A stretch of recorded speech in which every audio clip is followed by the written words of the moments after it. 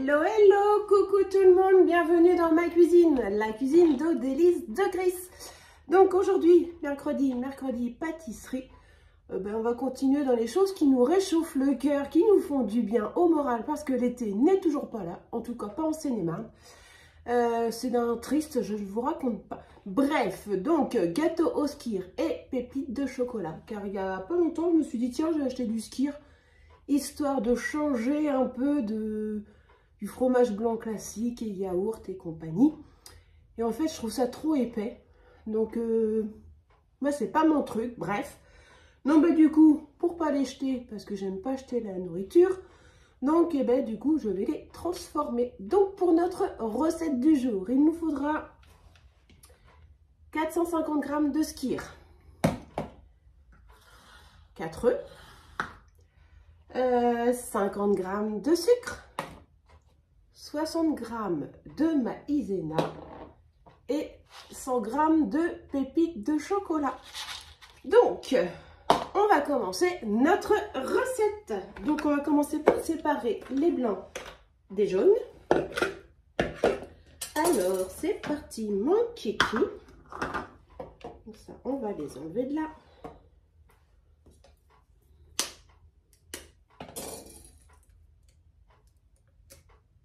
Alors, j'ai bien vouloir se casser correctement.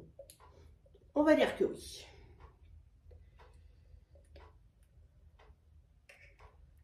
Hop. Et un.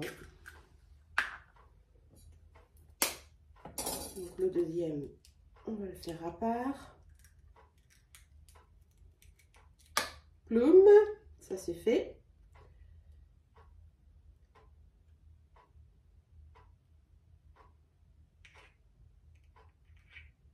Allez, tombe. Voilà. 2.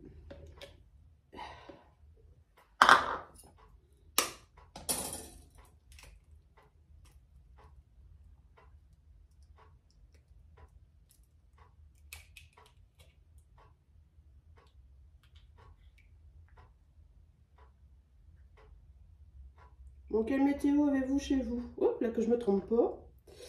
Que je mette pas le jaune dans les blancs, parce que sinon c'est foutu. Sachant qu'il faut monter le blanc en neige ferme. Donc autant vous dire que c'est raté à l'avance. Hein. Hop, et le petit dernier. Ah, elles sont trop dures ces coquilles. Voilà.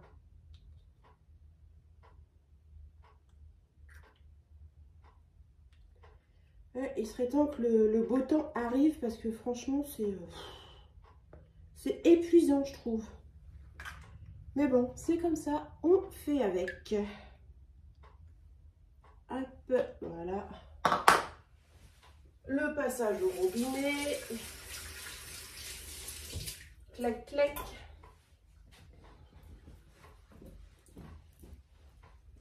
Donc, mes blancs, on va les mettre de côté. Hop. Et on va commencer par blanchir nos jaunes d'œufs avec le sucre. Vous allez voir, c'est une recette encore simplissime. Voilà.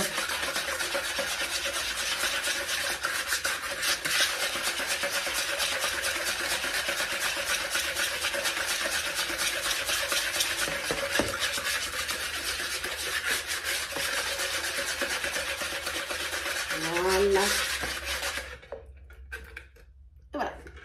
Donc on va rajouter le skyr. Je vais prendre ma spatule.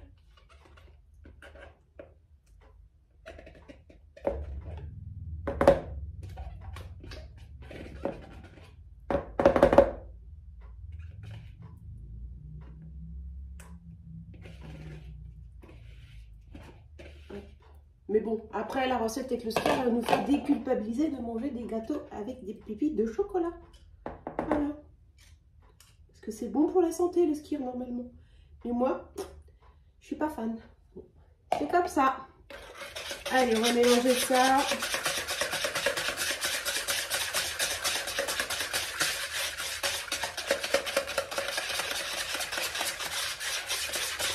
Comme dirait l'autre, il en faut pour tous les goûts.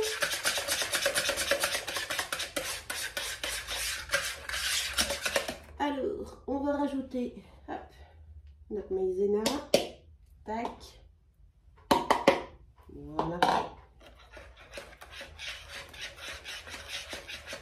Et du coup, avec la maïzena, ça va être un gâteau quand même assez léger.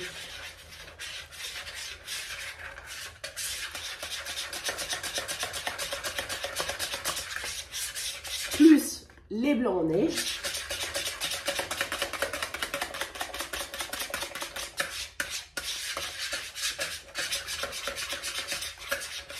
Hop.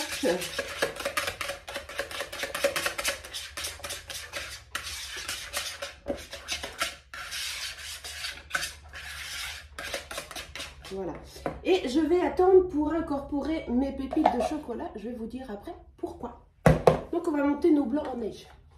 Pendant ce temps-là. Je peux mettre en haut. Il n'y a pas de souci. On tourne la manivelle.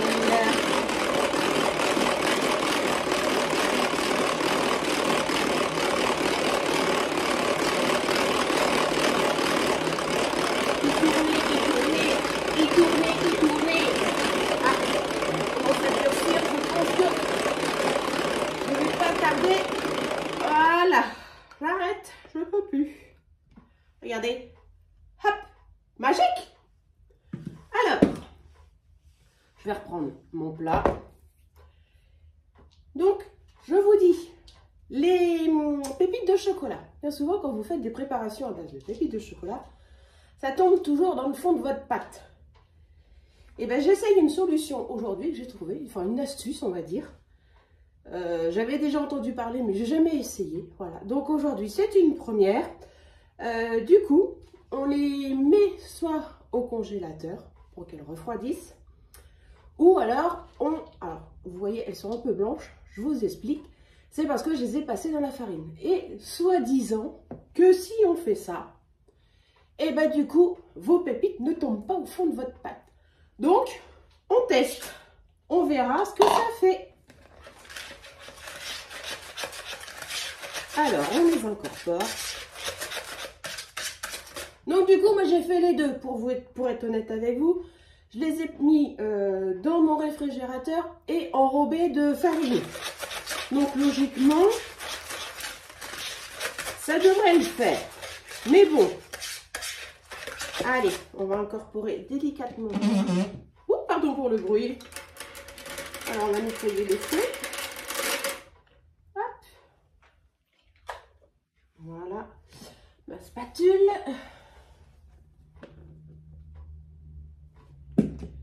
Et je vais enlever mon fouet par contre. Hop. Voilà.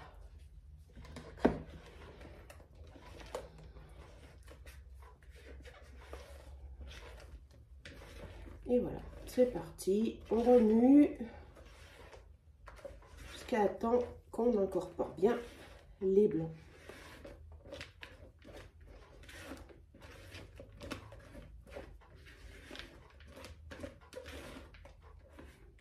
Donc ça fait mousseux évidemment.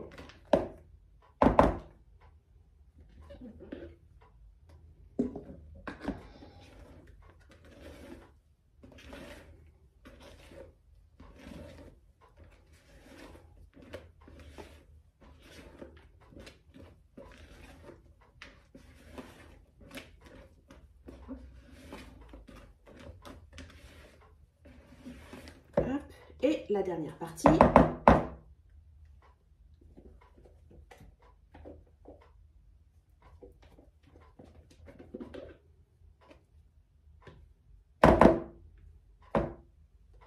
Vous voyez, encore une recette ultra rapide à faire. Hop. Et quelque part, anti-gaspi pour moi, parce que je n'aurais pas fini de manger mes skyrs sinon. Donc, ben voilà. On jette rien. On recycle.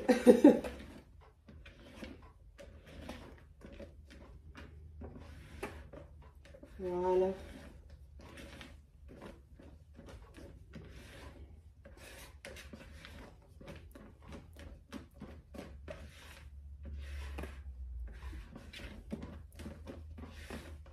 Hop. Et voilà, regardez.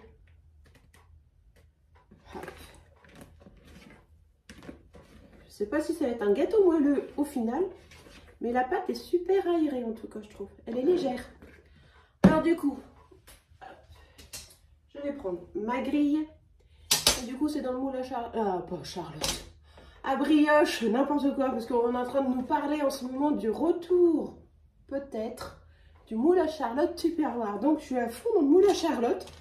Et du coup, je me suis trompée. Non, c'est le moule à brioche. Bon, allez, regrette humaine. Allez. Voilà.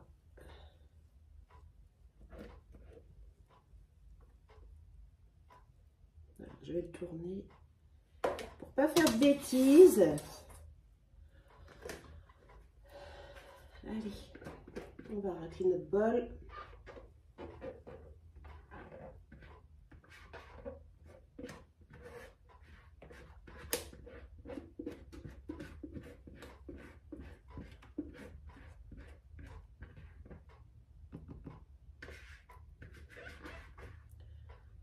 Comme je dis toujours, j'adore ces spatules en silicone parce que franchement, vous ne perdez rien.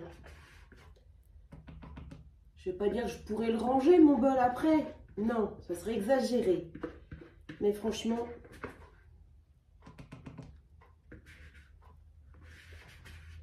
voilà. Hop, une petite pépite. Bon, on va pas perdre la pépite. Hein. Ouh là là, regardez. Et puis bon, je suis pas allée à fond. Hein, donc voilà. On va tapoter. Et bien notre préparation, elle est faite. Ah, je vois que j'ai dégouliné là. Oh, regardez, ni vu ni connu. Ça se voit plus. Donc du coup, je vais préchauffer mon four à 180 degrés. Une fois qu'il sera préchauffé, je vais enfourner mon moule pendant 30 minutes. Je vais laisser refroidir légèrement mon gâteau. Je vais le démouler. Et une fois qu'il sera démoulé, je vais le laisser minimum au moins 1 heure au frigo. Dans l'idéal, c'est de le faire le matin pour le déguster le soir ou la veille au soir pour le lendemain, si vous voulez vous en servir pour votre petit déjeuner. Voilà, ben, j'espère que cette recette vous aura plu en toute simplicité comme d'habitude. Et on se dit à bientôt pour une prochaine. Allez, ciao, bye bye, salut!